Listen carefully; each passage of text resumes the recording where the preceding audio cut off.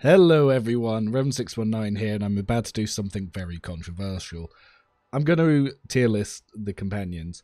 So I've done my 1.3 build, I've collected all my footage to make the updates for it, and I just need to start working through and editing them. But before I do, I want to talk about how I tier the companions.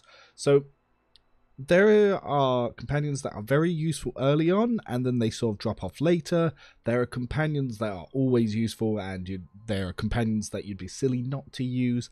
There are then also companions that are a bit gimmicky because just their default builds aren't the best. So I wanted to go through and talk about what I like to do with people and how I like to play them, so you can sort of understand my feelings for each character as we go into doing that. So we're going to start off in order of when you get the companions. So we'll start off with Ablard. Ablard, in the start of the game, is very strong. Mostly because with defensive stance, so the talent, not the ability, he can just stand next to the Chaos Spawn, have maximum armor, and just tank every hit. It's very useful to actually get through that encounter on Unfair. Without him, you will struggle. Until about mid-act 2, he's actually the tankiest companion, and he will help you survive a lot of encounters. However, from act 2 onwards, defense does not keep up with damage. So yeah, he goes from likely on the team to unlikely on the team, but overall, because he's always got good checks for obviously athletics and careers, you have full spec of it, he's likely going to be on people's team because he's just very good to make, but he's not overpowered at all. He's actually probably the weakest melee companion, but he's just very useful early game, so there's a little soft spot. When it comes to his build, you can either go Vanguard to abuse Malbane Shroud. This is the sort of build that I've gone through where you can use dual weapons early on, then later on you're looking at chainsaws and hammers and stuff, and you can abuse Knockdown with the Get Off Me upgrade. There's also the fact that his Arc Militant build it's just actually a better build. It does more damage, it's better at tanking, it's got more survivability, it's just stronger. But the very nice thing is once you get out of my way, it beats the downside of Vanguard. So Vanguard's main issue is it gets stuck, and then you can't really do much of your turn. But if you've got Get Off Me and Out of My Way, that means every attack's going to knock down and they'll all generate MP. So that makes him very usable. So next we're going to go into Idra. Idra, this is where most people think she is, because yeah, she just sometimes explodes and kills herself, especially if you're on a heretic run. Yeah, she explodes a lot. She's also an operative, which is probably the least impactful support class in the entire game. But overall, I'd say she's actually likely on the team. She's got very good buff loots. As a bounty hunter, she can do infinite, like, 0 AP buffs. She's very useful. She'll make any team just solo win any encounter turn 1. So the builds that I use her for, I've got a heavy Biomancy buff-based build, so use Warp Speed, Metabolic Overcharge, and other things like that. I've also got an offensive version. Again, it's still Bounty Hunter, but this is more about using Pyromancy, Backdraft, and Pain Channeling to do a lot of AoE damage and just do absolutely huge nukes. Yeah, it's probably the strongest damage version you can make of Idra. She is still obviously held back by the fact that she is an operative.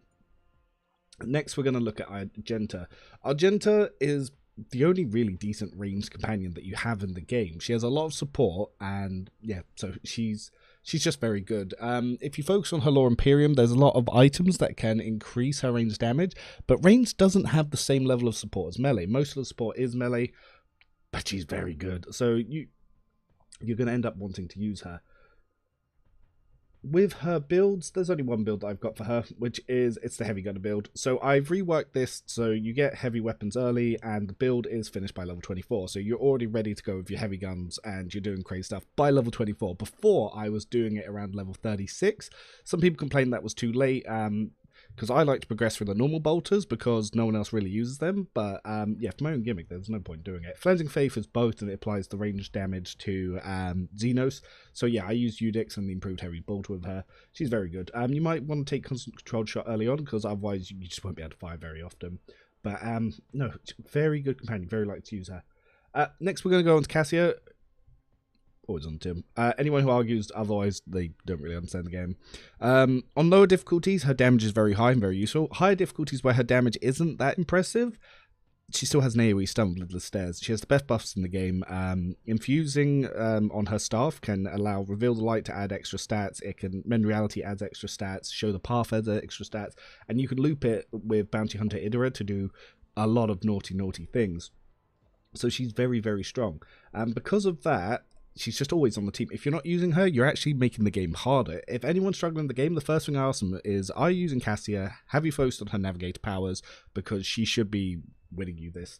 So Cassia, yep, just one build for her. I like to use infusing and castigation stars rather than devastating, because you can lower enemy stats. Like I was able to lower the end boss from 21k HP down to 9k HP of an operative. So it's very, very useful. This build is designed for 155 on unfair. I've put in some options where people can put in their stuff. Grenadier, very useful for support for early on. But yeah, you want to get that revealed light, as it's so strong. And last impression, these two, so strong. And then once you got point of curiosity, you just set up your melee to just always win. And like I said, in reality, very, very good. And air authority, and when you've got the Inquisitor's ring, you're just generating so much, you're just winning. So now we go on to a very interesting case. So again, operative is the class that needs buffs the most. Most people want to put Pascal here. Unfortunately, because he's the only one that can efficiently cover tech and logic, even Jay needs to be in Act 4 before she can even get close to his scores. So you're very likely to always have Pascal until you can swap him out for Jay in Act 4 when you've got Commander's Chrono and you've got all these other items. Int's actually got the least support of any stat in the game to increase. So, and Pascal gets some very good Int gear after the game's done. After you've done the final boss world for Act 4, you've got a little side quest for him, then you go into Act 5. There's 20 minutes of content in Act 5. However, when played right, he can do a lot. Using his bounty hunter, you can generate extra turns, you can put down analyze enemies, you can put down joint analysis. This will give benefits to your ally damage, and he can also use tactical knowledge early game to give your team a lot of armor, which really helps unfair. And if you heavily focus him on buffs, by Act 4 he can do about 1500 a shot, and he can generate infinite AP, which I will show in one of my builds. So if you heavily focus him, my man has infinite AP plasma cannon shots, and each one just keeps going. He's the only one in the entire game who can effectively use plasma cannons because of his unique stuff. So the next one we're going to go to is Heinrichs. Yeah, for me, bam, strongest damage dealer in the game. Heinrichs, no one can match his damage for any companions. Pyromancer, Biomancer, Executioner, Chainsaw. I tested by editing the Satan Shard's health to 500 million, used ally buffs, used his own buff loops. One shot it all. Yeah, there was nothing he could do. So if we quickly go back down here, so the build for Pascal, like I said, it's a very support heavy build, and it can generate some infinite loops with it. It's mostly with hitting disorientated enemies and setting that up to do that. So I'll show that off in the build guide. But yeah, when it comes to Heinrichs, Heinrichs is effective with Executioner. He's effective with Four Swords, Arc Militant. He's effective with Chainsaw Assassins. I need to set this up to do more of the Death Aura stuff, because I'm going to convert this build. There's so many stuff that you can get Death Aura. You can get 5 sources of it. So the Assassin build's out of date. I need to update that. And you can also use him for Vanguard with the Killdozer setup. I need to also update this one to go with Get Out of My Way, because yeah, pushing stuff to generate AP is very good. But this is the only build you really want to be looking at. So you want to build early into heavy armor. You don't need to use heavy armor early. You can wait till you get the Psycho's Breastplate and use light armor if you want, but I try to give him the decent heavy armor. Until around level 24, so till about here, especially when you've got invigorating screams, Abelard will out-tank him. But once you go to about here, he gets so strong from 24 onwards, he just steamrolls and he makes Abelard look like a joke. Like, my man's in running to be the next Emperor. Like, with certain bugs, especially with Corpus Conversion, you can get Psi rating to 120 on turn 1, because it just adds plus 2 Psi rating every buff. And if you use buff loops, yeah, like I said, you can turn 1 that to 120. With the Pyromancy stuff, it's very strong to get all 3 dots on it. They crit a lot. It's very high damage. Because of the burst fire of Chainsaws, if you get his ballistic skill up with Advice and Guidance and Cassia infusing buffs, you can turn a 4 chainsaw burst into a 12 chainsaw burst. So yeah, he's just so strong. You can choose to use Hammer of the Emperor or not. It's up to you. I find it not to be too impactful, so you can go with Enfeeble and Warp Speed instead, and then get Pain Resonance here and get Reckless Abandon early. That will, when you've got like 1,000 health from a Voidborn's Pride, give you 300% extra damage. But it's up to you how you want to build him. But yeah, Heinrichs, strongest companion by far. So then it comes to Jay. Jay is one of my favourite 2 companions. However, she just keeps getting nerfed. She's quite unlikely to be on the team, because in her early locked levels, she has the bad upgrades to Finest Hour. Basically, she doesn't have Finest Hour 4. This means that when she gives that heroic turns via Finest Hour, it doesn't do anything for allies. It doesn't reduce the cost of her AP, so she's just a much weaker officer. Yes, she can be quite good with skill checks, but that's not going to be till late Act 4 when you've got your rep really high, and even then it's probably only going to add like 30-something to those checks. You would need to then put on items for her to be able to compete on unfair. She can't make the checks on unfair. She can't make the checks in Act 2 and Act 3. So I think that her gimmick isn't very good. They keep nerfing pair holster. Before 1.3, her pair holster could allow her to generate infinite attack, so she was very, very strong. But it's unlikely you're going to use her until the DLC, until you're like level 45 maybe in Act 4, and that's when her checks can start to catch up to Pascal's. It's when you can use her to set up some very impressive buff turn loops. But for the most of the game, she's unlikely to be on your team because she is just going to let you down. But that's still like her. Next, we're going to move on to Yuralit. Worst companion in the game. Just not good. She's really not good. The main issue here, she has no world. She has well, unfortunately, no good origin ability. Her Hero My Sights is absolutely terrible. It's a second turn ability, so it's not really worth using. Her locked sniper stuff, it isn't bad. The main issue is, it's just not very strong. Operative is a support class. It won't ever do impressive damage. Even at level 45, you're barely reaching 800 damage a shot, but Pascal's doing 1500 damage a shot, and he's generating way more infinite AP turn loops. You can do something similar with Yuralit and Heretic 2, but honestly, it's not as worthwhile in my opinion.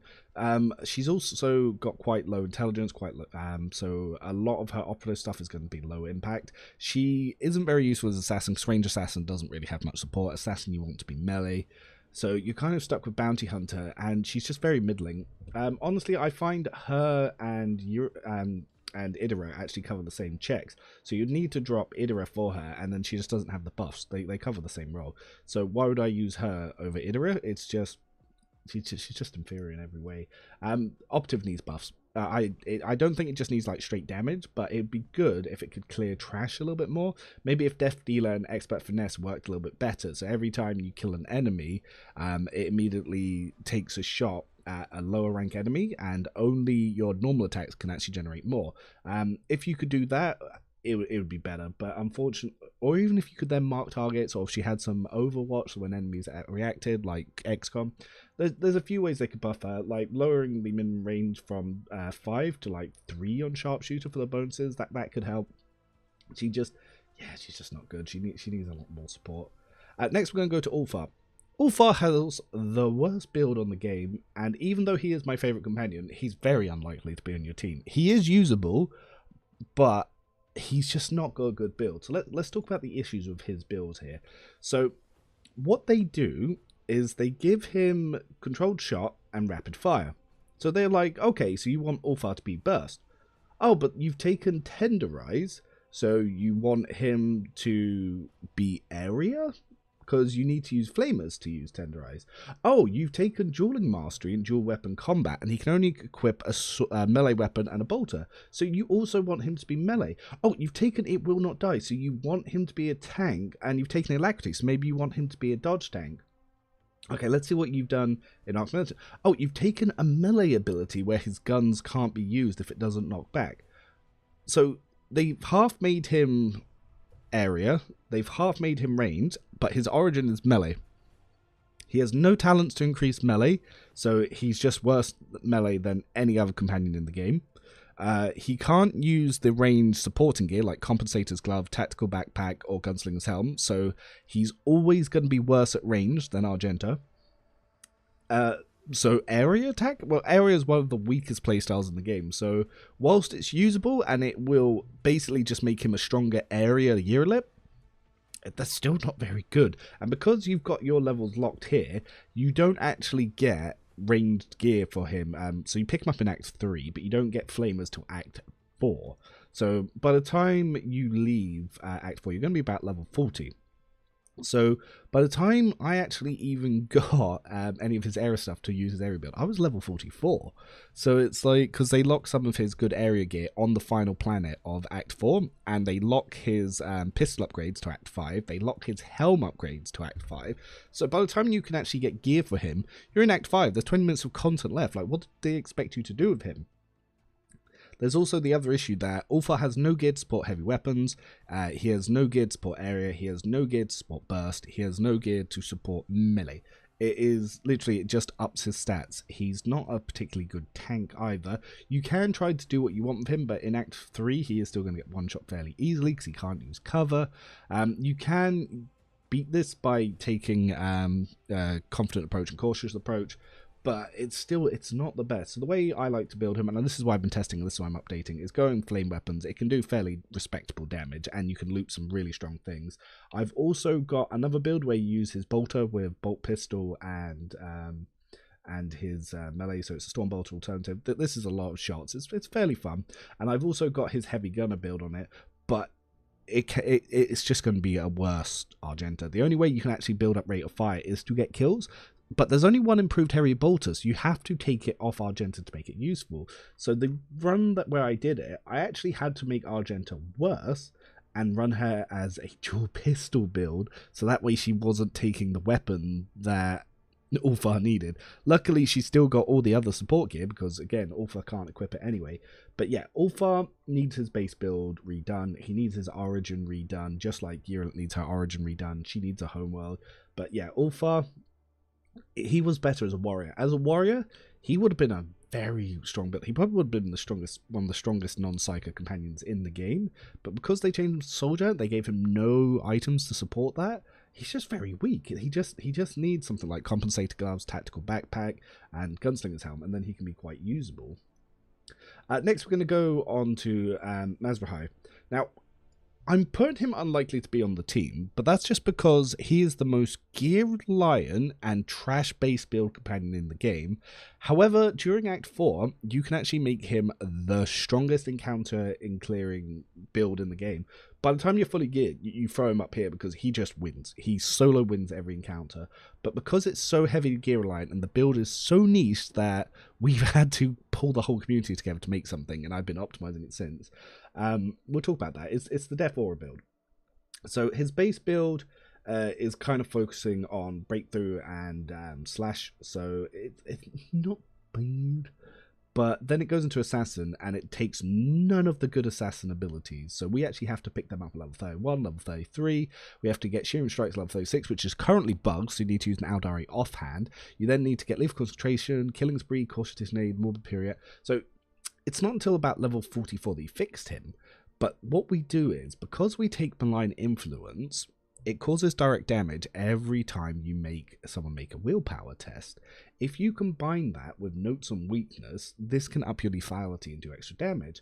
So you use another item like the Self-Calibrating Goggles, which is something that he only just got buffed to use in 1.3. His strikes will actually cause a willpower test, which means he'll do direct damage. Then, if you have Fiend of Virbo 6, by approaching them, it causes a willpower check, which then causes people to take more damage. Then, you use something like Lethal Threat, so every hit causes another willpower test. That's another proc of instant damage. You use Taunting Scream, that's an AoE area instant damage. So he can just clear the combat by making them make loads of things, and it just shoots your lethality through the roof as you just wipe the whole map by walking around using Slash. With his necklace, he also generates almost infinite AP with Slicing Symbol. So yeah, it's very, very, very, very, very strong. I use Iron Cape early on. Pulse Gloves for Assassin. Assassin would be better if it could activate on like his bonus turns to actually put down openings, but you don't really get that. So one of the things I've had to do is they did nerf some of his stuff. So now that this is a dagger and not a weapon, you want to use the Blade of Ymiri's. I'm going to have to check out that spell later. Did I have that on someone else? It might be on one of my other assassins. I've not got that on something. I'll have to check how you spell it later. But anyway, because of that, when you have human ones, they can also equip armor that when you approach it does another willpower check, and they can also use boots to get 2 strikes, so you can get another willpower test. So yes, his version is weaker. He has no world origin, but he can still do enough. With gear, he can just solo encounters, and yeah, it's just a hard win.